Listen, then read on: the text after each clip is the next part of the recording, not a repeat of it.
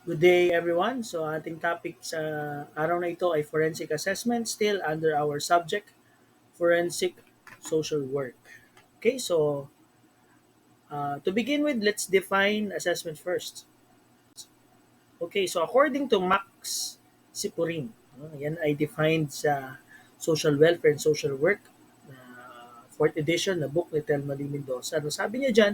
Assessment is a process and a product of understanding on which the action is based. So itong assessment na pinag-uusapan natin, ano ba to? Hindi lang ito produkto o outcome, no? Ito ay isang proseso. Ibig sabihin, pinagdadaanan nito. At ito yung proseso at yung outcome ng pangunawa natin. At ito ngayon yung pagbabasihan ng action natin. So ano yung proseso na yon? Ang proseso na yon, yun yung process of collecting the necessary information, and then the information will be analyzed and interpreted in order to reach the understanding of the client, of the problem, and the context in which it exists. No? So maiintindihan mo ngayon yung konteksto ng problema, yung kliyente, at yung mga bagay na kinagagalawan niya. So yan ang tinatawag nating assessment according kay Maxi Turin. So it should be emphasized that the ultimate purpose of assessment is to provide the understanding necessary for appropriate planning. So ang pinaka reason o dahilan ng paggawa natin ng assessment ay maunawaan natin, no? Maunawaan natin, makapag-provide tayo ng pangunawa para makagawa tayo ng tamang pagpaplano at aksyon. So, kung dadalhin natin ito sa social work, ang stage ng assessment as a process is data gathering and problem definition, and then having the problem for work. Okay. Okay. So, dito naman, ito yung nakikita nating pinaka-framework, no?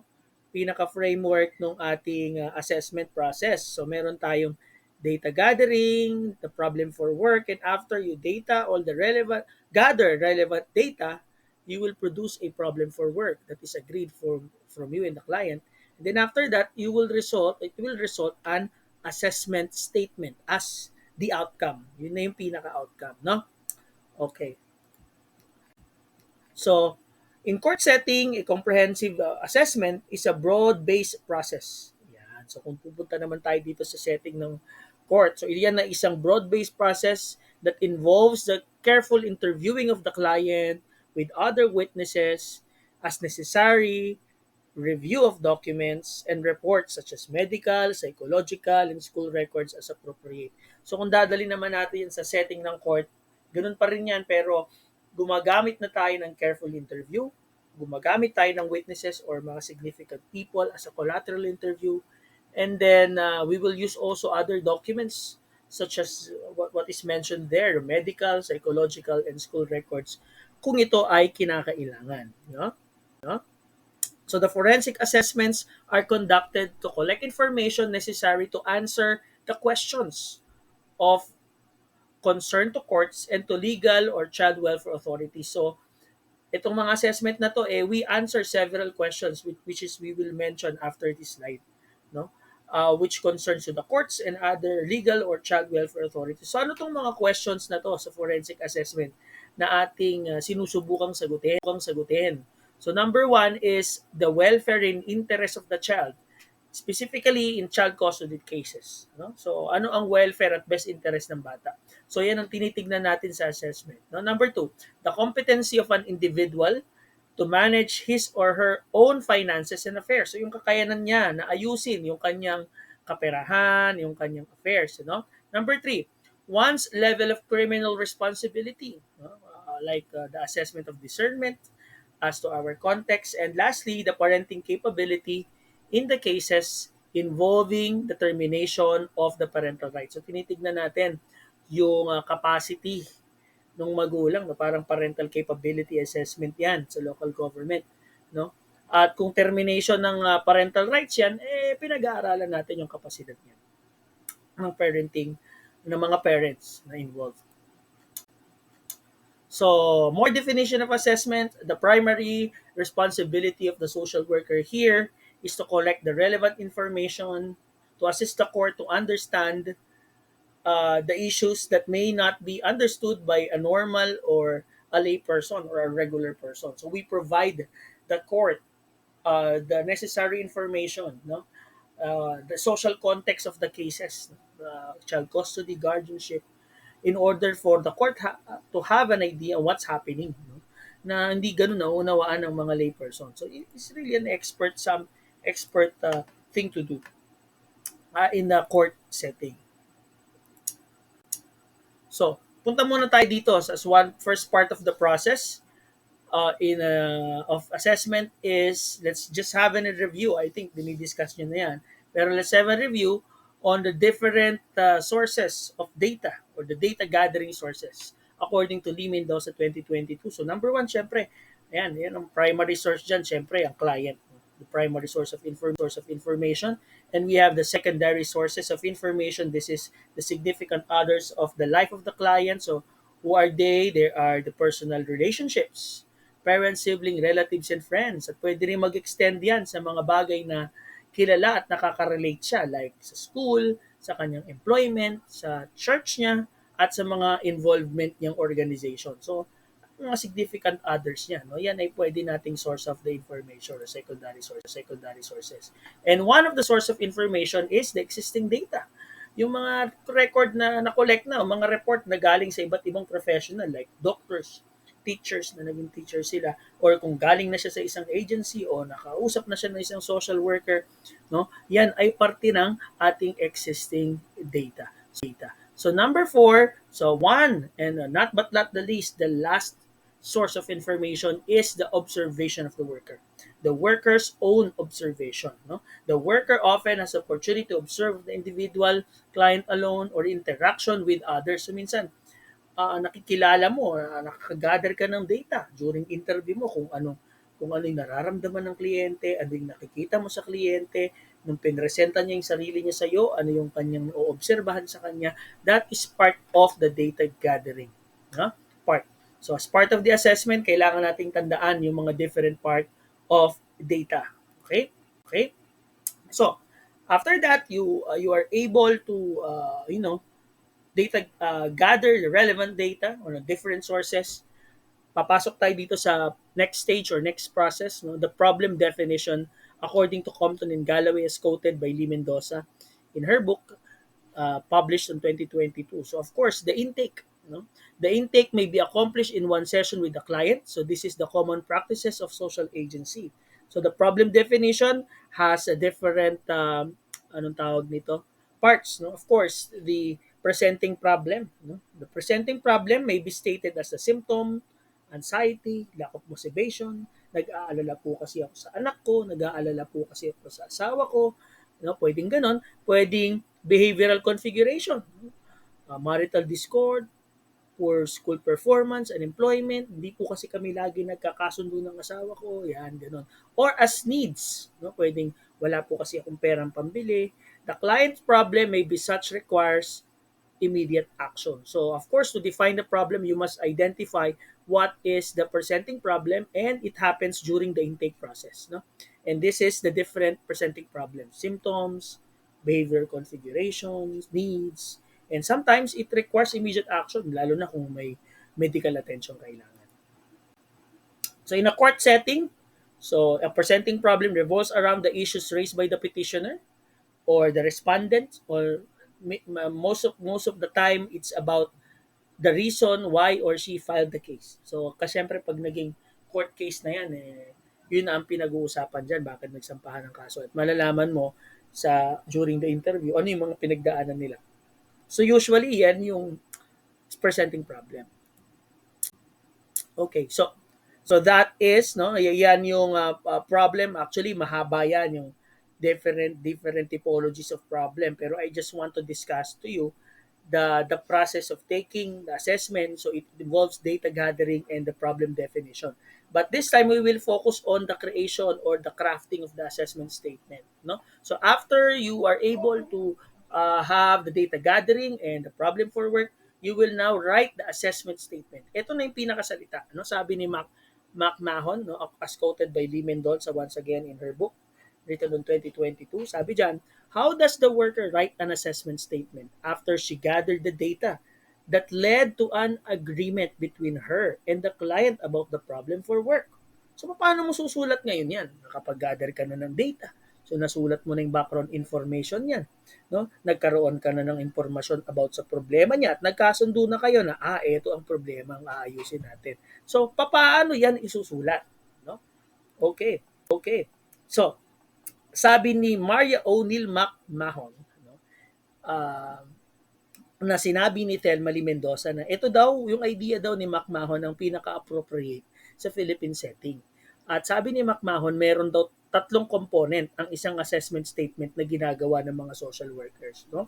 So number one, nandiyan yung tinatawag nating opening casual statement. Number two, yung change potential statement. And number three, judgment on the seriousness or urgency of the problem. So pag kayo ay gagawa, ibig sabihin ng isang assessment statement, ito daw ang parts, no? Ito ang parts ng assessment statement na ginagamit natin na kinote ni Lee Mendoza para guided tayo sa paggawa natin ng assessment statement. Ibig sabihin yan na yung nakasulat dun sa part ng case study. No?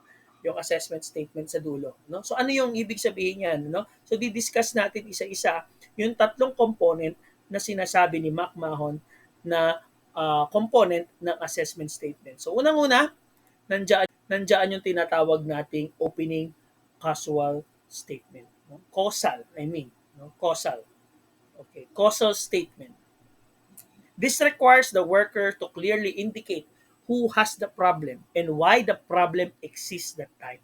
So itong pinaka-opening statement daw ng assessment statement dapat malinaw kung sino ang may problema at bakit nagkaroon ng problema.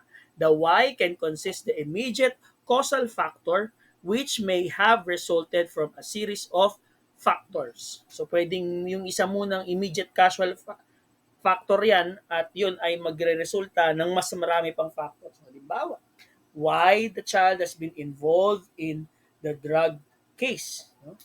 So the child has been involved into drug case due to peer pressure. Yan, so something like that. So bakit siya nagkaroon? Anong dahilan nang siya ay nagkaroon ng peer pressure o mas naging close sa kanyang mga kaibigan kasi mayroon lack of parental supervision pala. Bakit meron siyang lack of parental supervision? Kasi pala separated ang parents niya. So yun yung mga series of factor pero ilalagay natin yung why. Hanapin natin yung pinaka-immediate causal factor. Yan ang opening causal statement. So meron tayong hahanapin ganun sa bawat assessment na ginagawa natin. Okay. So in looking at for the cause of the problem, the worker should realize that there are many possible causes, from personal to structural to societal. Maraming pwedeng maging problema, sabi diyan ni McMahon. Ano? So kailangan makita natin, maraming pwedeng maging problema. Yung personal, yung struktura, at mismo minsan yung lipunan. Ano? Sabihin ng struktura, the family structure, the community structure, hindi lang basta personal yan. And the one most directly related to the problem is the cause that is cited in the assessment statement. So, pwede kang maraming makitang problema pero ang lalagay mo lang dyan yung pinaka-direkta lang. So, yung inalimbawa natin, yung CICL na ganun, direkta, peer pressure lang yun. Okay? So here, other the preceding causes should be cited with clear explanation on how they are connected in the problem. So dapat kung mayroon pang iba, de-define mong mabuti paano naging connected yan dun sa problema. No? Tulad ng example natin kanina, from involvement to drugs, from lack of parental supervision, o peer pressure, lack of parental supervision, yung parents pala nagkaroon ng marital discord, nagkaroon ng problem, nag-separate, kaya pala sila nagkaroon ng problem kasi about womanizing. So everything will be connected in the purpose of planning and intervention. So let's have an example. Halimbawa, itong child neglect. May halimbawa lang tayo ng isang opening causal statement. That's causal statement. The primary contributing factor to the neglect experienced by the child appears to stem from chronic substance abuse issues within the family, leading to an inconsistent supervision and inadequate provision of basic needs. Halimbawa dyan, Kaya pala napabayaan yung mga bata kasi na-involve pala sa substance abuse sa loob ng pamilya. So that is an example of opening causal statement. No? Let's have more examples. Sa custody, tignan naman natin paano yan. In an assessment of child custody arrangement, it becomes evident that the primary determinant of influencing the child's best interest revolves around the quality and consistency of parental involvement and caregiving. Sino ba talaga nag-alaga sa bata? Sino ba talaga ang involved sa bata? Ito ang tinitignan natin. Ano?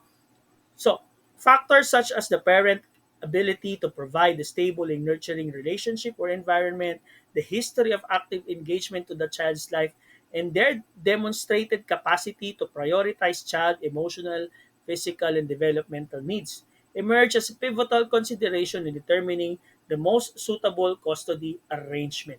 So, sino ba ang nagbigay ng mas maraming involvement at caregiving? So, yan ang isang opening causal statement. So kung guardianship naman yan, so considering of the guardianship arrangement of the child's property and person, it is evident that multiple factors intersect to ensure the best interests of the child are safeguarded. So the primary considerations are the child's financial stability, physical and emotional well-being, and ability of potential guardians to provide a nurturing and supportive environment.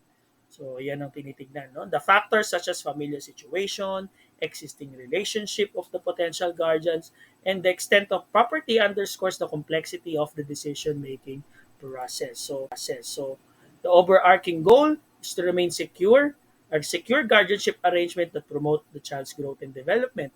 So, yan ang isang halimbawa ng opening causal statement sa guardianship case. No? So punta naman tayo dito sa change potential statement. So kung yung opening causal uh, statement, nagre-revolve yan doon sa anong problema at anong naging cause ng problema. Ito naman, ang kasunod naman na paragraph niyan is the change potential statement. So, ano ibig sabihin yan? How to resolve the problem. How are you going to resolve the problem? And this potential statement will revolve in the three interdependent factors. So, you will look on these three factors. How the problem you raised, the problem of cause and effect, how are you going to change them in three dependent factors: the problem, the person, and the environment. So let's begin with the problem. So the worker and the contact system consider the nature of the problem and the change potential, answering with this following question. So ito dapat na naman yan. Can this problem be resolved? Pwede bang maayos yung problema na yan? Is the nature of the problem reversible? Pwede ba yang maayos o pwede ba yang maibalik sa dati? No? How long it is the problem is going on? Who are the involved in the problem? So diyan mo yan papakita. Pwede bang magbago pa ba yan? Gano'n na ba katagal yan? Sino-sino ba ang involved dyan? So lumalalim na. Kung kanina opening causal statement lang, ngayon sa change potential, tinitignan mo na kung paano re-resolvehin. So una, focus muna doon tayo dun sa problem. And then after sa problem, focus tayo sa tao. No? So in order for us to assess the person, the change potential of the person, we need to assess the strengths and weaknesses of the person. No? So an appraisal of change potential of a problem insofar as the person factor is concerned should answer the question like what is his motivation and capacity to change. Meron ba siyang enough motivation kung meron siyang kailangang baguhin? No? Kaya ba nilang mag-cope mag-isa? No? Depende kung sakit yan or problema sa pera yan. Pero kung sa custody yan, meron bang dapat ayusin? May kapasidad ba siya para mag-take, no, doon sa custody? No? So something like that. No? Are they able to cope with it alone or kailangan nila ng tulong sa iba? So yan yung naman yung tinitignan natin sa change potential statement. And the environment, so titignan natin um, kung considering in the environment in which the problem is located, and the worker should know the following. So ano dapat ang mga laman yan? What are the different resources available in the community to promote the necessary changes? Ano ang mga possible resources na pwedeng itap para magawa ito? So ganun din, dapat din nating alamin ano yung pumipigil sa kanya. Yung mga restraining forces. Yan ba ay mas malakas sa supportive resources, yung restraining forces, at paano natin magagamit itong mga available resources na ito at ano ang expected nating magiging resulta niyan. So yan yung tungkol sa ating environment, no? No? So halimbawa, ito halimbawa ng change potential statement sa isang child custody case. Basahin natin, ano? The assessment reveals several areas of potential change that could positively impact on the child custody arrangement in terms of the problem, fostering improved communication and conflict resolution skills. So nakita doon sa problema, kailangan daw magkaroon ng magandang komunikasyon at conflict resolution skills between the parents. Holds promising for reducing tension and promote a more stable co-parenting environment. So in terms of the problem, yan daw ang dapat ma-develop. So additionally, addressing underlying emotional behavioral challenges exhibiting by the child to therapeutic intervention that can contribute to their well-being and adjustment. Empowering each parent to develop a deeper understanding to the child's need and perspective can enhance their capacity to have an empathic relationship with them. So yan ay tungkol pa rin doon sa problema. So kita natin, we are addressing the problem, no? Sa pamamagitan ng mga sinabi natin, yung bata, yung mga parents, no? Furthermore, providing support to address any personal bias or stressors that hinders the ability to prioritize the child best interest is essential for fostering parental competence and resilience. So kailangan na nagpo-provide tayo ng support, alisin natin yung mga personal barriers at dapat mag-focus tayo sa interest ng bata. May conflict resolution skills tayo, meron tayong proper communication, decision making. So definitely, basically, yan yung nilalaman ng change potential statement. Yung halimbawa na yan sa child custody case na yan. Ano? Yan. So in terms of the environment, no, na kanina nandun lang pala tayo sa person o sa problem and then the person. Sa environment naman, basahin natin as an example of change potential statement. Implementing consistent routines and structure within both parental households can promote stability and security of the child. Additionally, advocating for creation of a supportive network of extended family members, community resources, and professional can provide ongoing assistance and guidance to bolster the family capacity to navigate challenges and promote child's holistic development. So, yan ang environment. No? So, yung family members, yung mga relatives, kailangan mag-create ng isang supportive environment para masustain yung pangangailangan ng bata. So lastly is the judgment about the seriousness and the urgency of the problem. So based that on the data you have gathered, dapat makita mo kung gaano ba kaseryoso ito, gaano ba dapat kabilis aksyonan nito. So ang mga tanong dyan is to what extent is this life or to answer death matter for the person's concern. So life and death situation ba to? Life endangering situation ba to? Na kailangan na ng immediate attention, na i-recommend mo na for transfer, i-recommend mo na para ilipat na yung custody or something, no?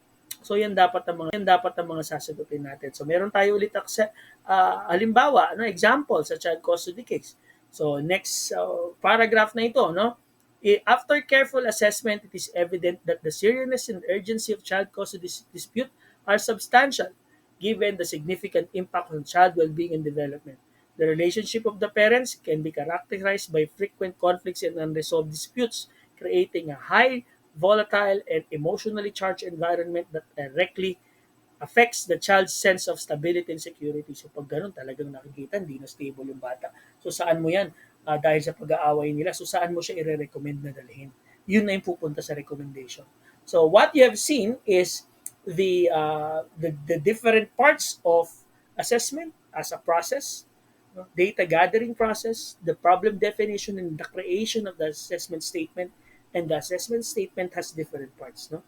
The opening causal statement, the change potential statement, and the judgment of the worker about the seriousness and the urgency of the problem. So in your module na nilagay natin sa ating G-class, meron pang isang example doon ni Maricel. So your personal task about that assessment statement is to read them, of course.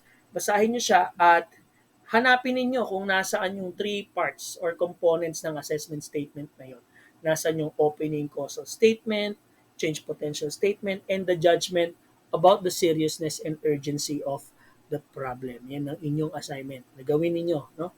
Sa inyong mga module. So that's all. Yan ang ating lesson for today about forensic assessment in our subject forensic social work. Thank you for listening, and you may now come back to our Google Meet for additional discussion and graded recitation. Thank you very much and good day.